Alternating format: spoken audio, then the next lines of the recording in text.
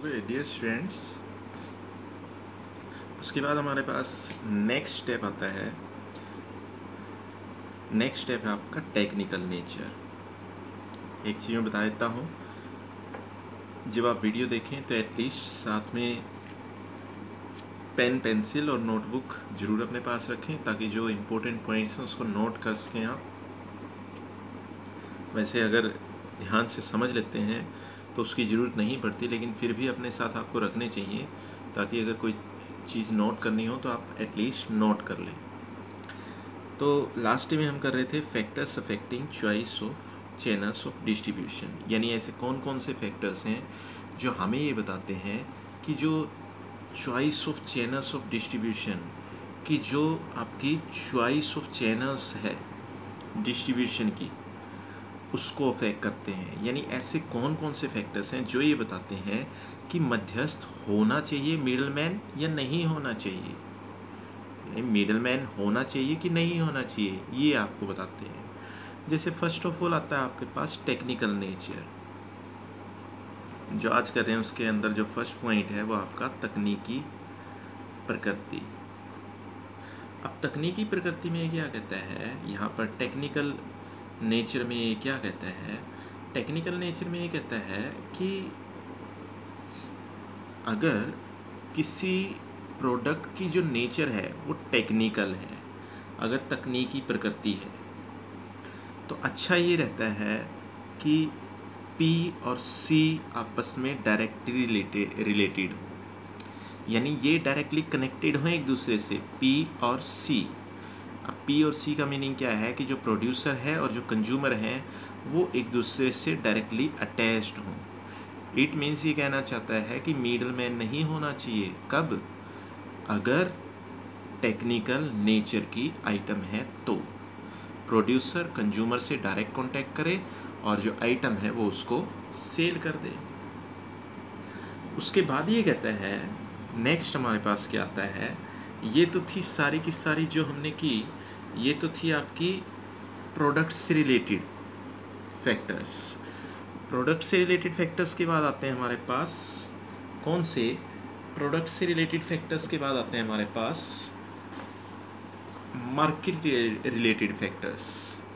Market related factors में क्या है, जैसे मार्केट रिलेटेड फैक्टर्स के अंदर आता है सबसे पहले number of buyers. Number of buyers है यहाँ पर क्रेताओं की संख्या। अब क्रेताओं की संख्या में ये क्या कहता है, पहले तो ये देखें। ये कहता है नंबर ऑफ बायर्स में क्रेताओं की संख्या में ये क्या कहता है, क्रेताओं की संख्या में ये कहता है कि अगर नंबर ऑफ बायर्स बहुत ज़्यादा है, अगर इनकी जो संख्या है वो बहुत ज़्यादा है, तो उस केस में तो मिडल मैन ज़रूरी है।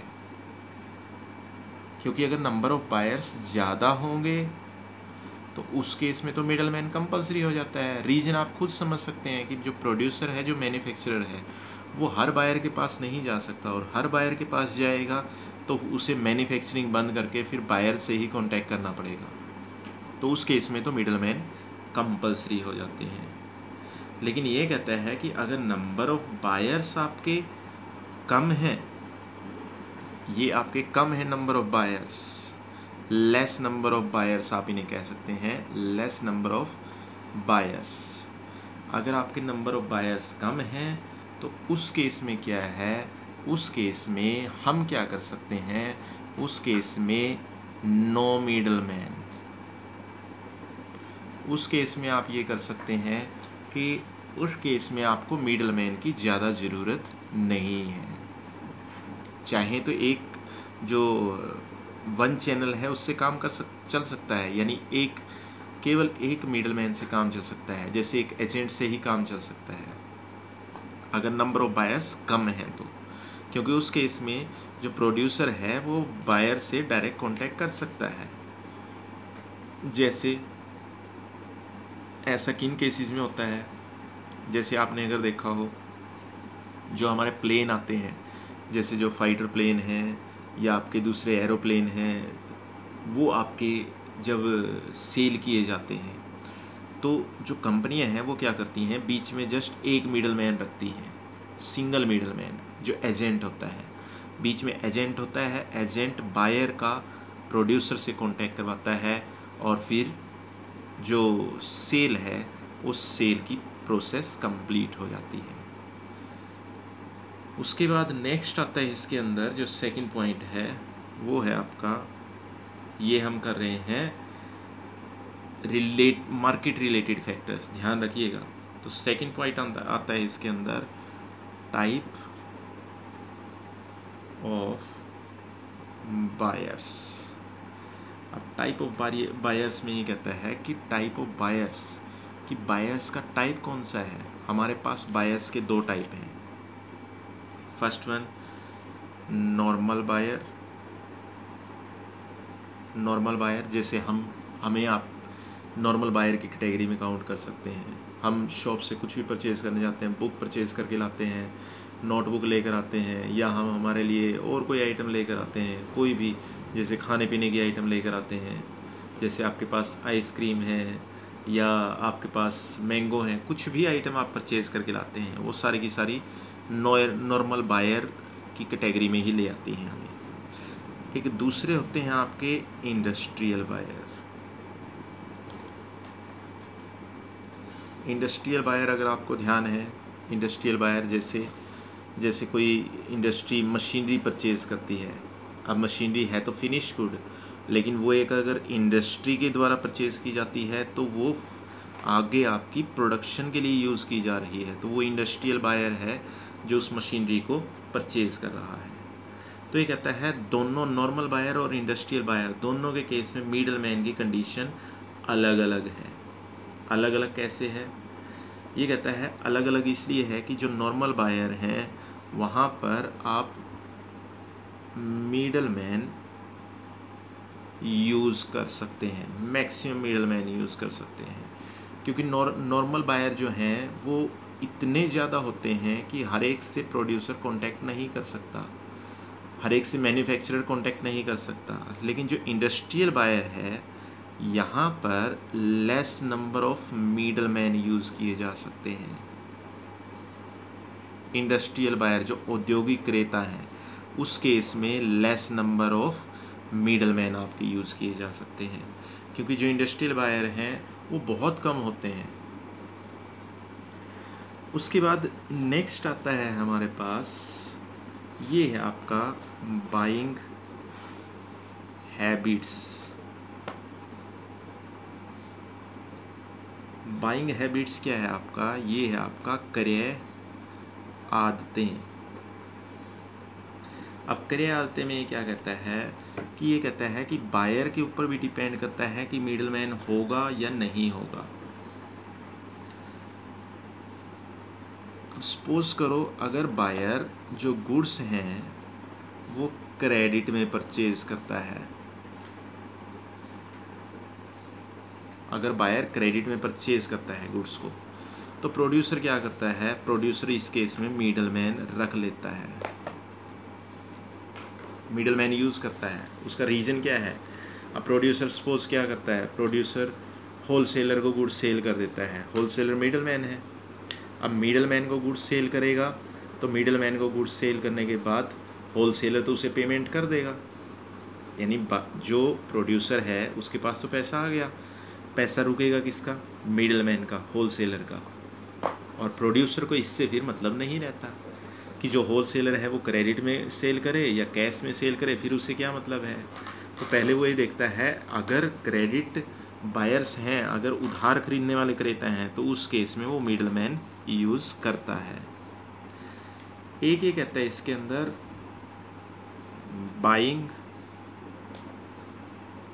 क्वांटिटी, एक है आपका बाइंग क्वांटिटी। दोनों ही लिख देता हूँ मैं, 2 पॉइंट्स बच जाते हैं हमारे, दोनों ही साथ साथ यहाँ पर एंटर कर देता हूँ। एक है आपका size of market. Size of market है बाजार का आकार, और बाइंग क्वांटिटी है आपकी क्रय मात्रा। अब इसके अंदर ये क्या कहता है? ये कहता है कि अगर जो क्रय मात्रा है, जो बाइंग क्वांटिटी है, वो कम है, अगर बाइंग क्वांटिटी कम है, यदि जो बायर है वो थोड़ी थोड़ी क्वांटिटी में परचेज़ करता है, जो परचेज़ करता है वो less number of products purchase करता है, less number of products purchase करता है, या जो क्वांटिटी है वो कम परचेज़ करता है, तो उस केस में मिडल मैन को यूज़ किया जा सकता है। क्योंकि प्रोड्यूसर क्या कर सकता है, प्रोड्यूसर तो होल सेल में गुड्स सेल कर सकता है। ये नहीं है प्रोड्यूसर आपको, अब आप बिस्किट लेने जाते हैं, तो अगर आप प्रोड्यूसर से लेने जाएंगे तो प्रोड्यूसर किस किस कस्टमर को हैंडल करेगा एक एक पैकेट बिस्किट के लिए, वो ये काम नहीं कर सकता। तो वहाँ पर प्रोड्यूसर और कस्टमर का डायरेक्ट कॉन्टैक्ट नहीं हो सकता। लेकिन अगर आप होलसेल में परचेज़ करते हैं तो उस केस में जो मिडल मैन है वो बीच में से ख़त्म हो जाते हैं, फिर आप जो प्रोड्यूसर है उससे डायरेक्ट कॉन्टैक्ट कर सकते हैं। एक है आपका size of market. Size of market में ये कहता है कि अगर मार्केट का साइज़ बहुत ज़्यादा है, मार्केट का साइज़ बहुत ज़्यादा है यानी बहुत ज़्यादा मार्केट फैली हुई है, उस केस में तो मिडल मैन यूज़ करना ज़रूरी हो जाता है। रीजन की प्रोड्यूसर हर जगह नहीं पहुंच सकता, प्रोड्यूसर यहाँ भी सेल करेगा, यहाँ भी करेगा, यहाँ भी करेगा, यहाँ भी करेगा, यहाँ भी करेगा, फिर तो प्रोडक्शन का फंक्शन उसका बंद हो जाएगा, सेल का रह जाएगा, वो सेलर बनकर रह जाएगा प्रोड्यूसर की जगह। लेकिन अगर मार्केट का साइज छोटा सा है, छोटे से एरिया में उसकी मार्केट है, तो फिर वो प्रोड्यूसर सेलर का रोल भी प्ले कर सकता है और प्रोड्यूसर का भी कर सकता है। वो हर जगह जाकर कंज्यूमर को डायरेक्ट सेल कर सकता है। तो ये कुछ फैक्टर्स थे जो हमें ये बताते थे कि जो मिडल मैन है वो यूज़ करें या ना करें। तो ये फैक्टर्स आपके प्रोडक्ट रिलेटेड फैक्टर्स हमने कर लिए हैं। उसके बाद नेक्स्ट हमने किए हैं जो आपके मार्केट रिलेटेड फैक्टर्स हैं। तो उसके बाद नेक्स्ट डे में कंप्लीट करेंगे।